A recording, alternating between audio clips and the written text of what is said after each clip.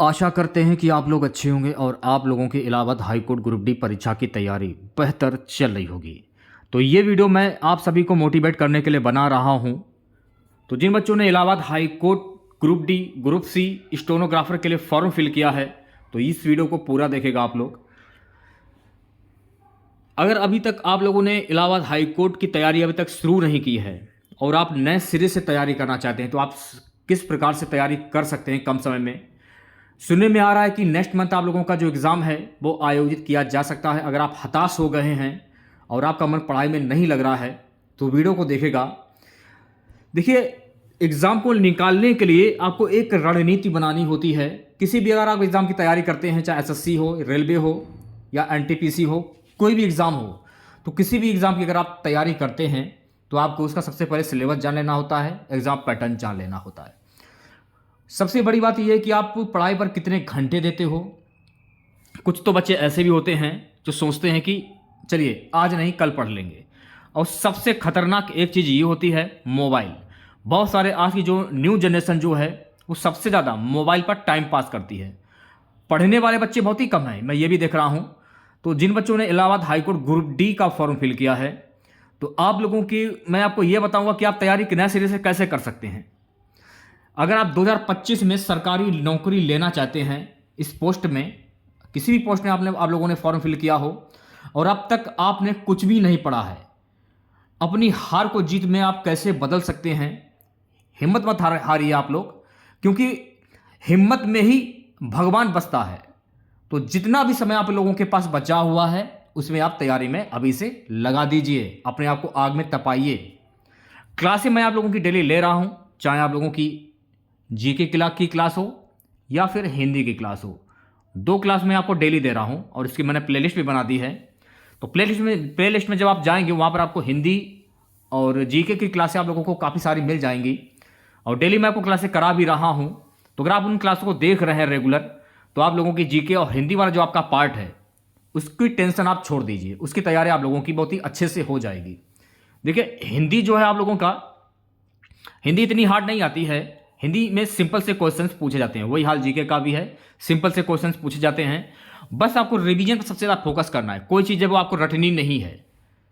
अगर आप रटेंगे तो आप कभी भी नहीं याद कर पाएंगे। अगर आप हताश हो गए हैं और आपका मन पढ़ाई में नहीं लगता है, तो कसम खा लीजिए कि 1 महीने में मैं अपनी तैयारी अच्छे से कर लूँगा। डेली आपको पढ़ाई पर 8 से 9 घंटे देने होंगे। कसम खा लीजिए आज से कि आज से हमको पढ़ना है। तो आप एग्ज़ाम कैसे निकाल सकते हैं? तो एग्ज़ाम को निकालने के लिए सबसे पहले आपको एग्ज़ाम पैटर्न को समझना पड़ेगा, क्योंकि अगर आप किसी भी एग्ज़ाम की तैयारी करते हैं, जब तक आप उसका एग्ज़ाम पैटर्न नहीं समझेंगे तब तक कुछ नहीं होना है। तो सबसे पहले आप लोग ये जान लीजिए कि जो आपका इलाहाबाद हाई कोर्ट का जो आपका एग्ज़ाम होगा, इस परीक्षा का आयोजन ऑफलाइन मोड के माध्यम से होने को है। ऑफलाइन मोड के माध्यम से परीक्षा केंद्रों पर कराया जाएगा।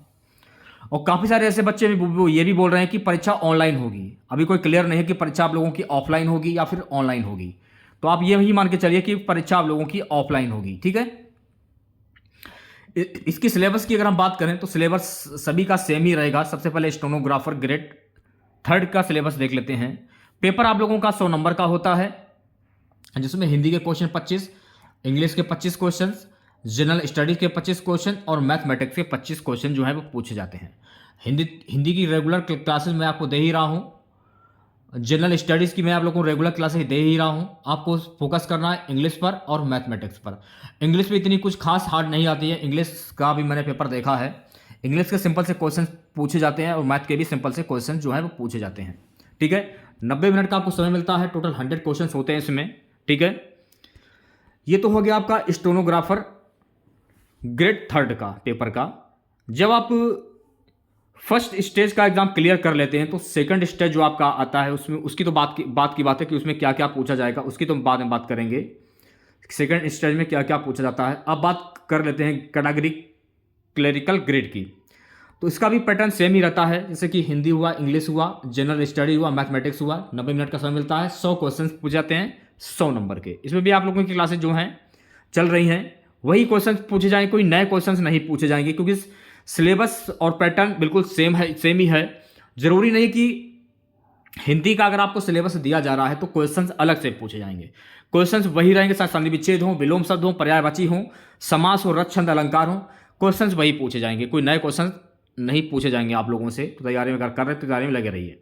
वही हाल ड्राइवर का भी है। ड्राइवर पोस्टिंग की अगर हम बात करें तो ड्राइवर में भी आपको वही सेम पैटर्न रहेगा। Hindi, English, general study, mathematics, 90 minute का समय दिया जाएगा। 100 क्वेश्चंस रहेंगे। इसकी भी आप तैयारी कर सकते हैं हमारे चैनल के माध्यम से। अब बात करते हैं कैटेगरी डी यानी ग्रुप डी की बात करें, क्योंकि सबसे ज़्यादा जो पोस्ट हैं वो ग्रुप डी की पोस्ट हैं। इसमें भी वही सेम पैटर्न रहेगा, हिंदी, इंग्लिश, जनरल स्टडीज और मैथमेटिक्स। ठीक है। स्टेज सेकंड की बात नहीं करूंगा। सबसे पहले आप लोग स्टेज 1 क्लियर कीजिए, उसके बाद की बात है कि आप स्टेज सेकंड के बारे में जानें। वही हाल इसी में है। 90 मिनट का समय दिया जाता है। 100 क्वेश्चन आपसे पूछे जाते हैं 100 नंबर के। ठीक है। तो ये तो हो गया आपका ग्रुप डी का। अब तैयारी कैसे करें नए सिरे से? तो तैयारी करने के लिए सबसे पहले आप लोग एग्जाम पैटर्न को समझिए कि एग्जाम पैटर्न में क्या क्या है। सिलेबस को देखिए कि सिलेबस में कैसे क्या प्रश्न पूछे गए हैं। पिछले साल पेपरों को देखिए, जो पिछले साल पेपर जो हो चुके हैं आपके 2022 में और 2017 में, उन पेपरों को देखिए आप लोग। उन पेपरों को ज़्यादा से ज़्यादा हल करिए। इससे ये होगा कि आपको प्रैक्टिस हो जाएगी और आपके समझ में आ जाएगा कि सिलेबस क्या रहेगा और क्वेश्चन जो है पेपर में कैसे क्या पूछे जाते हैं। ठीक है। हताश मत होइए।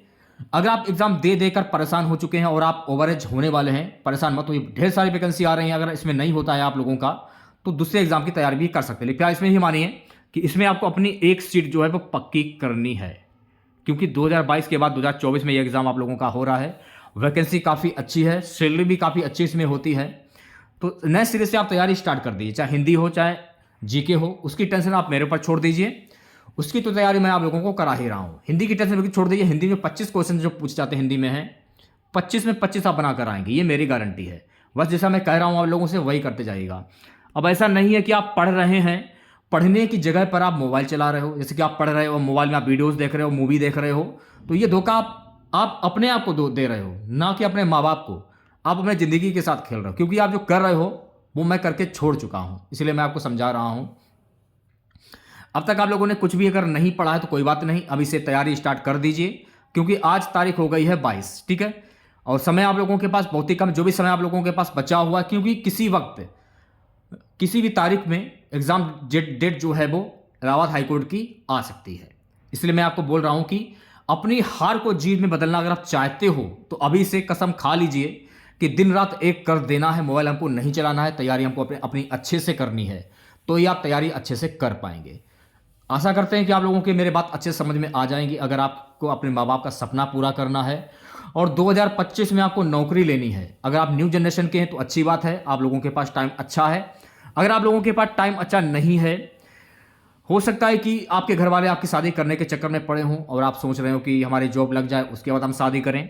बहुत सारी ऐसी बातें होती हैं, बहुत सारी लाइफ में कुछ टेंशनें भी होती हैं कि पैसा आप लोगों के पास नहीं है कि पैसा होगा तो हम तैयारी करेंगे। आप कोचिंग की फीस भी अफोर्ड नहीं कर सकते हो, तो ऑनलाइन तरीके से भी आप लोग तैयारी कर सकते हो। ऑनलाइन के माध्यम से मैथ की भी तैयारी कर सकते हो, रीजनिंग की भी तैयारी कर सकते हो आप लोग। रीजनिंग फिलहाल इसमें नहीं पूछी जाएगी, इंग्लिश और मैथ पूछी जाएगी। ठीक है।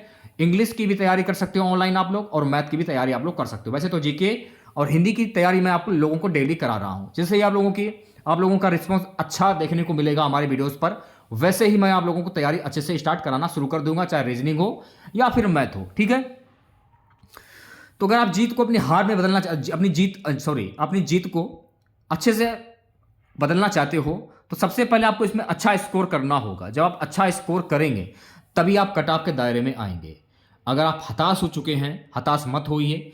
जो भी समय बचा हुआ है आप लोगों के पास, उस समय को इस्तेमाल कीजिए। धोखा मत दीजिए। धोखा अगर आप दे रहे हो तो अपने आप को धोखा दे रहे हो। मोबाइल से थोड़ी दिनों के लिए दूरियां बना लीजिए आप लोग, चाहे मेरी बहनें हों चाहे मेरे भाई हों। तो अगर आप हताश हैं तो हताश मत होइए, मैं बार बार बोल रहा हूँ।